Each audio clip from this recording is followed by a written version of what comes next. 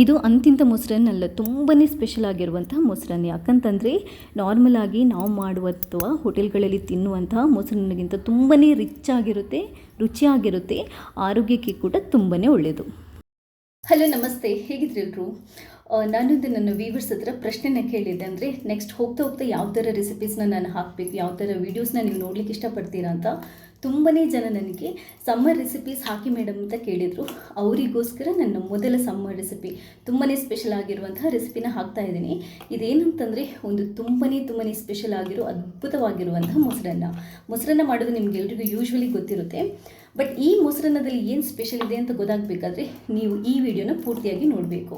ನಾವು star ಹೋಟೆಲ್ಗಳಲ್ಲೆಲ್ಲ ತಿಂತೀವಲ್ವ, soft ಆಗಿರೋ fruits, dry fruits ಎಲ್ಲ ಹಾಕಿರುವಂಥ ಮೊಸರನ್ನ, ಅದಕ್ಕಿಂತಲೂ ತುಂಬಾ ಚೆನ್ನಾಗಿರುತ್ತೆ. ಇದು ತುಂಬಾ ಆರೋಗ್ಯಕರ ಕೂಡ. ಕಂಪ್ಲೀಟಾಗಿ ಹೇಗೆ, ಯಾವ ಥರ ಮಾಡೋದು, ಇದರ ಉಪಯೋಗ ಏನು ಅಂತ ಗೊತ್ತಾಗಬೇಕಾದ್ರೆ ವಿಡಿಯೋನ ಪೂರ್ತಿಯಾಗಿ ನೋಡಿ. ಹಾಗೆಯೇ ರೆಸಿಪಿನ ಟ್ರೈ ಮಾಡಿ ನನಗೆ ನಿಮ್ಮ ಫೀಡ್ಬ್ಯಾಕ್ನ ತಿಳಿಸಿ.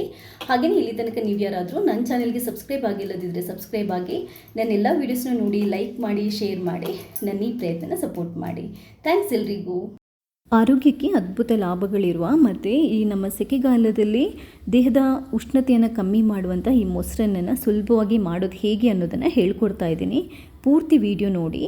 ನಾನಿವತ್ತು ಒಂದು 2 ಲೋಟದಷ್ಟು ನಾರ್ಮಲ್ ಆಗಿರುವಂತಹ ಮೀಲ್ಸ್ ರೈಸನ್ನು ತಗೊಂಡು ಅದನ್ನು ಚೆನ್ನಾಗಿ ತೊಳೆದುಬಿಟ್ಟು ಬೇಯಿಸ್ತಾ ಇದ್ದೀನಿ. ಮೊಸರನ್ನ ಮಾಡುವಾಗ ನಾವು ರೈಸನ್ನು ಬೇಯಿಸಲಿಕ್ಕೆ ಕೂಡ ಒಂದು ಟಿಪ್ಸ್ ಇದೆ. ಮೊಸರನ್ನ ಸಾಫ್ಟಾಗಿ ಬರಬೇಕು ಅಂತಂದರೆ ನೀವು 1:2 ಅಲ್ಲ, 2 ಲೋಟ ರೈಸ್ ಹಾಕಿದರೆ 5 ಲೋಟದಷ್ಟು ನೀರು ಹಾಕಿ ಬೇಯಿಸ್ಲಿಕ್ಕೆ ಇಡಬೇಕು.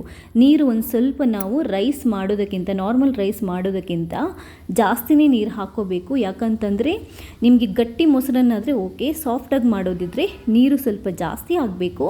ಆಮೇಲೆ ವಿಷಲ್ ಕೂಡ ಅಷ್ಟೇ, 1 ವಿಷಲ್ ಸಾಕಾಗಲ್ಲ, ಒಂದು 3 ವಿಷಲ್ ಆದರೂ ಹಾಕಬೇಕು. ಯಾಕಂತಂದರೆ ಈ ಹೋಟೆಲ್ಗಳಲ್ಲಿ ಸಾಫ್ಟ್ ಮೊಸರನ್ನ ಅಥವಾ ಸ್ಪೆಷಲ್ ಮೊಸರನ್ನ ಮಾಡ್ತಾರಲ್ವ, ಅದು ಯಾವಾಗಲೂ ರೈಸ್ ಚೆನ್ನಾಗಿ ಬೆಂದಿರುತ್ತೆ. ನೀವು ತಿಂದಿದ್ರೆ ನಿಮಗೆ ಗೊತ್ತಿರುತ್ತೆ ಅದು. ನೋಡಿ, 3 ವಿಷಲ್ ಹಾಕಿ ಬೇಯಿಸಿದ್ದೀನಿ. 2 ಲೋಟ ರೈಸಿಗೆ 5 ಲೋಟದಷ್ಟು ನೀರು ಹಾಕಿ 3 ವಿಷಲ್ ಹಾಕಿ ಬೇಯಿಸಿದ್ದೀನಿ. ವಿಷಲ್ ಹೋದ ನಂತರ ಅನ್ನನ ಒಂದು ಪಾತ್ರೆಗೆ ಹಾಕಿ ತಣ್ಣಗಾಗಲಿಕ್ಕೆ ಬಿಡಬೇಕು. ಬಿಸಿ ಅನ್ನಕ್ಕೆ ಯಾವತ್ತೂ ನಾವು ಮೊಸರು ಹಾಕಬಾರ್ದು. ಯಾಕಂತಂದರೆ ಬಿಸಿಗೆ ಮೊಸರು ಹಾಕಿದರೆ ಮೊಸರು ಹಾಳಾಗುತ್ತೆ. ಇದೊಂದು ತುಂಬಾ ನೀವು ಕೇರ್ಫುಲ್ಲಾಗಿ ಮಾಡಬೇಕಾಗಿರೋದು. ಈಗ ನಾನು ರೈಸನ್ನು ಒಂದು ಪಾತ್ರೆಗೆ ತಣ್ಣಗಾಗಲಿಕ್ಕೆ ಇಟ್ಬಿಟ್ಟು ಇದಕ್ಕೆ ಏನೆಲ್ಲ ಹಂಪಲು ಹಾಕ್ತಾ ಇದ್ದೀನಿ ಅದನ್ನೆಲ್ಲ ರೆಡಿ ಮಾಡ್ಕೊತಾ ಇದ್ದೀನಿ. ದ್ರಾಕ್ಷಿ, ಇದಕ್ಕೆ ಬಾಳೆಹಣ್ಣು ಕೂಡ ನಾನು ಹಾಕ್ತೀನಿ, ಚಿಕ್ಕದಾಗಿ ಕಟ್ ಮಾಡಿಬಿಟ್ಟು. ದಾಳಿಂಬೆ ಹಾಕ್ತಾಯಿದ್ದೀನಿ. ಅದಾದ ನಂತರ ಡ್ರೈ ಫ್ರೂಟ್ಸ್ಗಳು ಅದು ಕೂಡ ಹಾಕ್ತೀನಿ. ಇದೆಲ್ಲದರಿಂದ ಏನು ಉಪಯೋಗ ಇದೆ ಅಂತ ಕೂಡ ನಾನು ಹೇಳ್ತೇನೆ. ಇವಾಗ ನೋಡಿ, ಈ ಅನ್ನ ತಣ್ಣಗಾಗಿದೆ. ತಣ್ಣಗಾದ ನಂತರ ಇವಾಗ ನಾವು ಮೊಸರು ಹಾಕ್ಕೊಳ್ಳೋಣ. ನಾನು 2 ಲೋಟದ ಅಕ್ಕಿಗೆ 1.5 ಕಪ್ಪಷ್ಟು ಮೊಸರನ್ನು ಹಾಕ್ಕೊತೀನಿ. ಅಂದರೆ 2 ಲೋಟದಷ್ಟು ಅನ್ನಕ್ಕೆ 2 ಲೋಟದಷ್ಟು ಅನ್ನಕ್ಕೆ 1.5 ಕಪ್ಪಷ್ಟು ಮೊಸರು. ಅದಾದ ನಂತರ 1 ಕಪ್ಪಷ್ಟು ಹಾಲು ಏನಕ್ಕೆ ಹಾಕ್ಕೊಳ್ಳೋದು ಅಂತಂದರೆ ಮೊಸರನ್ನ ತುಂಬಾ ರುಚಿಯಾಗಿ ಬರುತ್ತೆ, ತುಂಬಾ ಸಾಫ್ಟಾಗಿ ಬರುತ್ತೆ, ಆರೋಗ್ಯಕ್ಕೆ ಕೂಡ ತುಂಬಾ ಒಳ್ಳೆಯದು, ತುಂಬಾ ರಿಚ್ ಆಗಿರುತ್ತೆ.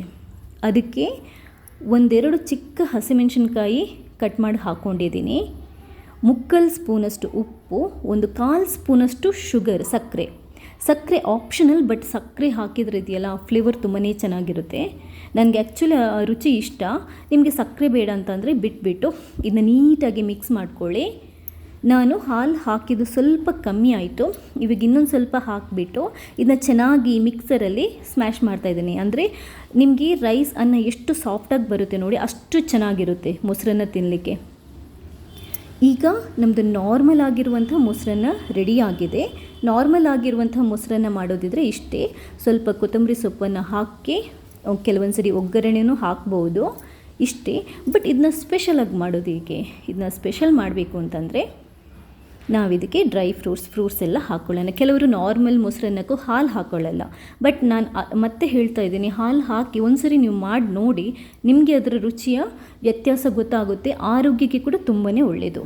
ಇವಾಗ ಏನೆಲ್ಲ ಹಣ್ಣಂಪಲ್ಲಿದೆ ಎಲ್ಲದೂ ಹಾಕ್ಬೋದು. ಚಿಕ್ಕು ಹಾಕ್ಬೋದು, ದಾಳಿಂಬೆ ಹಾಕ್ಬೋದು, ಅಥವಾ ಗ್ರೇಪ್ಸ್ ಹಾಕ್ಬೋದು, ಬನಾನನ ಹಾಕ್ಬೋದು. ಡ್ರೈ ಫ್ರೂಟ್ಸಲ್ಲಿ ನಾವು ಪಿಸ್ತಾ, ಗೋಡಂಬಿ ಮತ್ತು ದ್ರಾಕ್ಷಿನೂ ಹಾಕೋಬೋದು. ನಾನು ಎಲ್ಲದನ್ನು ಹಾಕ್ಕೊತಾ ಇದ್ದೀನಿ, ಏನಿತ್ತು ಅದೆಲ್ಲದನ್ನು ಹಾಕ್ಕೊತಾ ಇದ್ದೀನಿ. ನೋಡ್ತಾ ಇದ್ದರೆ ನಿಮ್ಗೆ ಗೊತ್ತಾಗುತ್ತೆ ಇದೆಷ್ಟು ಸೂಪರ್ವಾಗಿ ಬರ್ಬೋದು ಅಂತ. ಬನಾನ ಕಟ್ ಮಾಡಿ ಇಟ್ಕೊಂಡಿದ್ದನ್ನು ಕೊನೆಗೆ ಹಾಕ್ತೀನಿ, ಯಾಕಂತಂದರೆ ಒಗ್ಗರಣೆ ಹಾಕೋಕ್ಕಿಂತ ಮುಂಚೆ ಹಾಕಿದರೆ ಅದು ಬಿಸಿಗೆ ಸ್ವಲ್ಪ ಕಲರ್ ಚೇಂಜ್ ಆಗುತ್ತೆ ಅಂತ ಕೊನೆಗೆ ಹಾಕ್ಕೊತಾ ಇದ್ದೀನಿ. ಹಣ್ಣು ಹಂಪಲು ಡ್ರೈ ಫ್ರೂಟ್ಸ್ ಎಲ್ಲ ಹಾಕಿ ಮಿಕ್ಸ್ ಮಾಡಿಕೊಂಡ ನಂತರ ಈಗ ಒಗ್ಗರಣೆಗೆ ತುಪ್ಪನೂ ಹಾಕೋಬೋದು, ಅಥವಾ ಸ್ವಲ್ಪ ಎಣ್ಣೆ ಕುಕ್ಕಿಂಗ್ ಆಯಿಲ್ ಇಟ್ಬಿಟ್ಟು ಸ್ವಲ್ಪ ಸಾಸಿವೆ, ಸ್ವಲ್ಪ ಜೀರಿಗೆ ಅದನ್ನ ಸಿಡಿಸ್ಬಿಟ್ಟು ಒಗ್ಗರಣೆ ಹಾಕೊಳ್ಳಿ. ಫ್ಲೇವರ್ ಇದೆಯಲ್ಲ ತುಂಬಾ ಅದ್ಭುತವಾಗಿರುತ್ತೆ. ಒಗ್ಗರಣೆ ಕೂಡ ಆಪ್ಷನಲ್, ಬೇಕು ಅಂತೇನೂ ಇಲ್ಲ.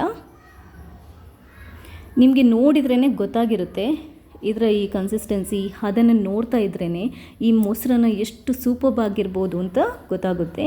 ಕೊನೆಯದಾಗಿ ಬನಾನನ ಹಾಕಿಬಿಟ್ಟು, ಬಾಳೆಹಣ್ಣನ್ನು ಹಾಕಿಬಿಟ್ಟು ಮಿಕ್ಸ್ ಮಾಡ್ಕೊತಾ ಇದ್ದೀನಿ.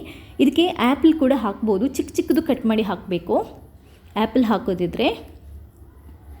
ಇಷ್ಟೆಲ್ಲ ಹಣ್ಣು ಹಂಪಲು, ಡ್ರೈ ಫ್ರೂಟ್ಸು, ಹಾಲು, ಮೊಸರು ಹಾಕಿದ ನಂತರ ನಿಮಗೆ ಖಂಡಿತವಾಗ್ಲೂ ಗೊತ್ತಿರುತ್ತೆ ಇದು ಆರೋಗ್ಯಕ್ಕೆ ಎಷ್ಟು ಒಳ್ಳೆಯದು ಅಂತ. ನಿಮ್ಗೆ ಖಂಡಿತವಾಗ್ಲೂ ಯಾವ ಸ್ಟಾರ್ ಹೋಟೆಲ್ಗಳಲ್ಲೂ ಈ ಥರ ಮೊಸರನ್ನು ಸಿಗಲಿಕ್ಕೆ ಚಾನ್ಸೇ ಇಲ್ಲ. ಖಂಡಿತವಾಗ್ಲೂ ಒಂದ್ಸರಿ ಟ್ರೈ ಮಾಡಬೇಕು. ಚಿಕ್ಕವರಿಂದ ಹಿಡಿದು ದೊಡ್ಡವರ ತನಕ ಈ ಮೊಸರನ್ನ ಇದೆಯಲ್ಲ ಎಲ್ರಿಗೂ ತುಂಬಾ ಒಳ್ಳೆಯದು. ಬಾಡಿ ಹೀಟೇ, ನಮಗೆ ಅಜೀರ್ಣ ಸಮಸ್ಯೆ ಏನಾದರೂ ಇದ್ದರೆ ನಾವು ಮೊಸರನ್ನು ತಿಂದರೆ ತುಂಬಾ ಒಳ್ಳೆಯದು. ಇದರಲ್ಲಿ ಹೆವಿ ವಿಟಮಿನ್ಸ್ ಮತ್ತು ನಾವು ಫ್ರೂಟ್ಸ್ ಎಲ್ಲ ಹಾಕಿರೋದ್ರಿಂದ, ಪ್ರೋಟೀನ್ಸ್ಗಳು ಇರೋದ್ರಿಂದ ಇಮ್ಯುನಿಟಿ ಪವರನ್ನು ಡೆವಲಪ್ ಮಾಡಲಿಕ್ಕೆ ತುಂಬಾ ಒಳ್ಳೆಯದು. ಅದೇ ಥರ ಸ್ಕಿನ್ನಿಗೆ ತುಂಬಾ ಒಳ್ಳೆಯದು. ಹೆಲ್ತಿಯಾಗಿ ಆ್ಯಕ್ಟಿವ್ ಇರ್ಬೇಕು ಅಂತಂದರೆ ಈ ಮೊಸರನ್ನು ತಿಂದರೆ ತುಂಬಾ ಒಳ್ಳೆಯದು.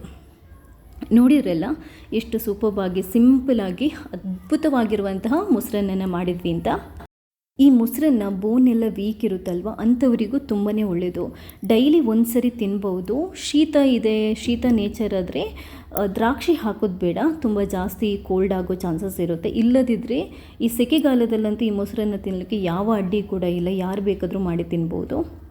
ಟ್ರೈ ಮಾಡಿ ಈ ರೆಸಿಪಿನ ನನಗೆ ನಿಮ್ಮ ಫೀಡ್ಬ್ಯಾಕ್ನ ತಿಳಿಸಿ. ಹಾಗೆ ಇಲ್ಲಿ ತನಕ ನೀವು ಯಾರಾದರೂ ನನ್ನ ಚಾನಲ್ಗೆ ಸಬ್ಸ್ಕ್ರೈಬ್ ಆಗಿಲ್ಲದಿದ್ದರೆ ಸಬ್ಸ್ಕ್ರೈಬ್ ಆಗಿ, ನನ್ನೆಲ್ಲ ವೀಡಿಯೋಸ್ನ ನೋಡಿ ಲೈಕ್ ಮಾಡಿ, ಶೇರ್ ಮಾಡಿ, ನನ್ನ ಈ ಪ್ರಯತ್ನನ ಸಪೋರ್ಟ್ ಮಾಡಿ. ಥ್ಯಾಂಕ್ಸ್ ಎಲ್ರಿಗೂ.